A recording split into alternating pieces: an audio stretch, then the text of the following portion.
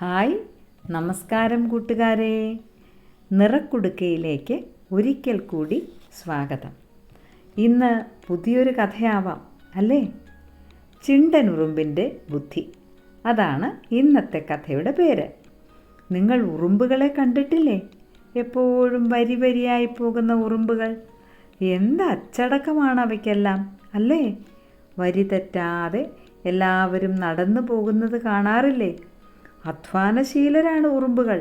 നാളേക്ക് വേണ്ടത് ഇന്നേ ശേഖരിച്ചു വയ്ക്കുന്നവർ. മാത്രമല്ല, ഉറുമ്പുകളുടെ പോലൊരു കൂട്ടായ്മ മറ്റൊരു ജീവികൾക്കുമില്ല. അത്തരമൊരു കൂട്ടായ്മയുടെ കഥയാണ് ഇന്ന് പറയുന്നത്. ഒരിടത്തൊരിടത്ത് ചിണ്ടൻ എന്നു പേരായ ഒരു ഉറുമ്പുണ്ടായിരുന്നു. അവൻ എല്ലാവരെയും ഒരുമിപ്പിച്ച് കൊണ്ടുപോകാനും ഏതൊരു കാര്യത്തിലും പെട്ടെന്ന് തീരുമാനമെടുക്കാനും കഴിവുള്ളവനായിരുന്നു. അതുകൊണ്ട് തന്നെ അവനെ എല്ലാവർക്കും വലിയ ഇഷ്ടമായിരുന്നു. ചിണ്ടനുറുമ്പാണ് ഭക്ഷണം എവിടെയെങ്കിലും ഉണ്ടെങ്കിൽ അത് കണ്ടെത്തുന്നതും അത് ശേഖരിക്കാൻ മറ്റുള്ളവർക്ക് വഴികാട്ടിയാവുന്നതും. എല്ലാവരെയും ഒത്തൊരുമയോടെ കൊണ്ടുപോവാൻ ചിണ്ടൻ ഏറെ ശ്രദ്ധിച്ചിരുന്നു. എല്ലാവർക്കും സഹായമായി അവൻ എപ്പോഴും എവിടെയും ഓടിയെത്തും. ഒരിക്കൽ ചിണ്ടൻ്റെ നാട്ടിൽ ഭയങ്കരമായ മഴ പെയ്തു. ആ മഴയിൽ ഉറുമ്പുകളുടെ വീടുകളെല്ലാം ഒഴുകിപ്പോയി. കുറേ ഉറുമ്പുകൾ ചത്തും പോയി. ഇനി എന്തു ചെയ്യും? ഉറുമ്പുകൾക്കെല്ലാം ആകെ വിഷമമായി. ഉടനെ ചിണ്ടനുറുമ്പിന് ഒരു ബുദ്ധി തോന്നി.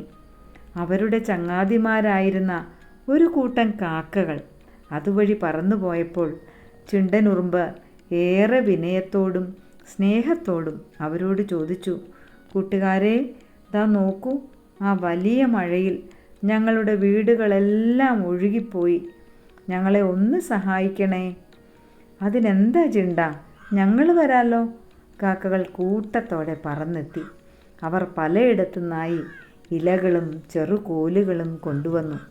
ഉറുമ്പുകളും കാക്കകളും ചേർന്ന് ഒരുമിച്ച് ജോലി ചെയ്തു. അവർ ചുരുങ്ങിയ സമയം കൊണ്ട് വീടുകൾ പണിതു. ഉറുമ്പുകൾക്ക് സന്തോഷമായി. ചിണ്ടനുറുമ്പ് കാക്കകളോട് പറഞ്ഞു, നിങ്ങൾ വന്നില്ലായിരുന്നെങ്കിൽ ഞങ്ങൾക്ക് വീട് പണിയാനേ സാധിക്കില്ലായിരുന്നു. വളരെ സന്തോഷം കൂട്ടുകാരെ. ഉടനെ കാക്കകൾ ചിരിച്ചുകൊണ്ട് പറഞ്ഞു, ഒത്തുപിടിച്ചാൽ മലയും പോരും. ശരിയല്ലേ കൂട്ടുകാരെ?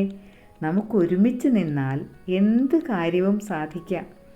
അപ്പോൾ ഈ കഥയുടെ ഗുണപാഠം എന്താ കൂട്ടുകാരെ? ഒത്തുപിടിച്ചാൽ മലയും പോരും.